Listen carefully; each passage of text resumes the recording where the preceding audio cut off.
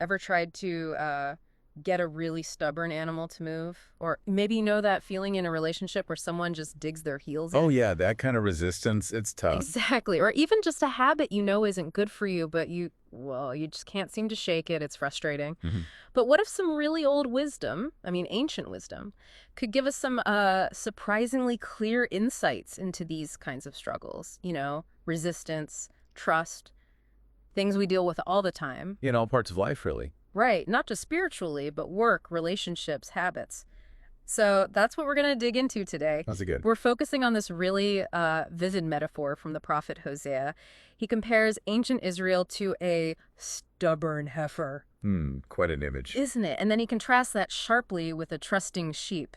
So we'll unpack the history, what that imagery really means, and importantly, why it still matters for us today. Okay, well, to set the scene a little for you, Mm, the book of Hosea, it's addressing the northern kingdom of Israel. That's a big part of the ancient Israelite nation back then. right. And it's really about their unfaithfulness. They were turning away from the promises they'd made, their covenant with God. Okay. So Hosea shows us God's, well, deep frustration, his grief almost, with people who turn their backs despite, everything he'd done. That's really the backdrop for this powerful message. It paints a picture of a relationship in crisis. Got it. So this powerful image, it starts right there in Hosea chapter 4, verse 16. For Israel is stubborn, like a stubborn heifer. Okay, let's unpack this. What exactly does that image tell us about Israel back then? Well, the first thing is that Israel here, it specifically means the people of that northern kingdom. They had largely walked away from their covenant relationship with God. Abandoned it. Pretty much. Instead of staying loyal to the Lord, I mean, the one who rescued them, provided for them, committed to them through promises. Think of him as rescuer, guide, faithful partner. Yeah. They turned to foreign gods, idols. And this deep unfaithfulness, well, you can imagine it grieved God deeply. It provoked his anger. And it wasn't like God was some distant figure, right? I mean, he rescued them from slavery in Egypt. That whole story with Pharaoh's chains leading them to the promised land. A land flowing with milk and honey. Exactly. He'd shown up for them in huge ways. He really did everything a good leader would do. That's such a vital point. And Right. what's really fascinating, I think, is that God didn't choose Israel because they were naturally obedient or anything. Oh, interesting. Not at all. In fact, the texts show even Moses, their great leader, he reminded them in Deuteronomy, he called them a stiff-necked people. Stiff-necked. What does that mean exactly? It's a vivid term. It means stubborn, proud, resistant to guidance, like an ox refusing the yoke. Ah, okay. So God chose them purely out of his sovereign love, his mercy, and his faithfulness to the promises, the covenant. He made way back with Abraham, Isaac, and Jacob, not based on their merit. So their unbelief, their disobedience, it had real consequences, didn't it? You see it earlier, too. Didn't their stubbornness make them wander in the wilderness for like 40 years? They kept delaying getting into the promised land. Exactly right. They resisted God's leading again and again. They really proved themselves like an untamed animal, just unwilling to submit. Wow. Which brings us back perfectly to that stubborn heifer image in Hosea 4.16. It's so precise. Think of a young cow, strong, full of energy, but totally unwilling to be guided. They won't take the yoke. Exactly. It resists the farmer's hand, pulls away, refuses any kind of discipline. And this just vividly shows Israel's heart at that time, unwilling to submit to God's wisdom, his loving direction, determined to go her own way no matter what. That feeling of constantly pushing against something, even if it's for your own good. Precisely. That's the essence of it.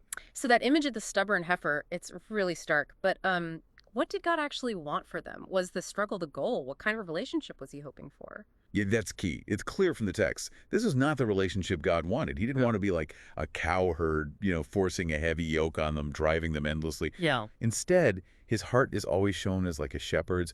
His deep desire was for his people to be like sheep. Sheep. Okay. Gentle, obedient, responsive to his voice. A shepherd leads, protects, provides. That's totally different from a cow herd who just drives and restrains. It's about willingness versus force. Exactly. A willing relationship, not a forced one. That was the longing. David captures that shepherd heart so beautifully in Psalm 23, doesn't he? The Lord is my shepherd, I shall not want. That's a comforting word. He makes me lie down in green pastures. He leads me beside still waters. He restores my soul. That's the picture, isn't it? What God wanted for Israel, like a sheep resting, cared for, not this heifer straining under a yoke. The stark contrast. That's really what this deep dive brings out. So, okay, this ancient metaphor, heifer and sheep, what does it actually mean for us? For you listening right now? Here's the question, I think. Are you, in your own life, maybe more like that heifer or more like the sheep? Hmm. That's the searching question, isn't it? Let's think about the stubborn heifer in a personal way. It's not just about, ancient Israel. Right. It could be that feeling of burnout when you insist on doing everything your way at work, maybe resisting advice or Or collaboration. in a relationship, maybe, refusing to budge on some small things. Exactly, that constant friction. The heifer follows her own desires, resists correction, insists on her own path.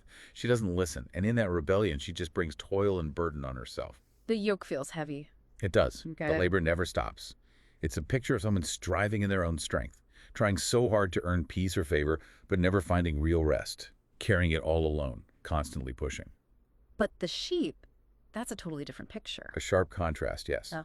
The sheep hears the shepherd's voice and crucially follows. There's trust there. Huge trust. She yields to his leading, rests in his provision, enjoys his protection. He leads her to the good places, green pastures, quiet streams, places of rest, peace, joy. She's not fighting the current all the time. No, she finds that effortless flow, you could say. The texts emphasize she yields because she trusts him. His rod and staff, they comfort her. She's secure under his care. It's about alignment, finding ease through guidance. So reflecting on this, which one feels more like your posture in life right now? Yeah, stubborn heifer straining against guidance, wandering because she refuses help, No. or the trusting sheep resting under that gentle hand, finding peace. It's a profound question. And Hosea's warning from thousands of years ago, it still kind of rings true today, doesn't it? The sources are pretty clear. That stubbornness, that rebellion against wisdom, it leads to wandering, emptiness, eventually judgment. We see it play out with the Israelites. Their exile later on, it was a direct result of those stubborn hearts leading them away from the blessings God actually wanted for them, constantly moving against the flow. But the alternative is also clear in these texts. Obedience, or maybe better put, that receptive responsiveness. Mm. It brings blessing. Okay. And then the New Testament brings in Jesus, calling himself the Good Shepherd. He calls the sheep by name, and they follow because they know his voice. That's from John chapter 10. Highlighting that deep, trusting relationship that's possible. Exactly. And Jesus himself, his words in Matthew 11 are so comforting here. Take my yoke upon you and learn from me, for I am gentle and lowly in heart, and you will find rest for your souls. Such an invitation. For my yoke is easy and my burden is light. It's this powerful promise that walking with him, yielding to that wisdom, it's not crushing, it's actually entering into rest, finding that effortless flow. It really is. And the ancient wisdom suggests that when we surrender those stubborn parts of us, when we stop striving so hard in our own strength and just yield to the shepherd's leading, that's where we find abundant life, full life. His grace is enough. Sufficient, yes. His provision is perfect, his love unfailing.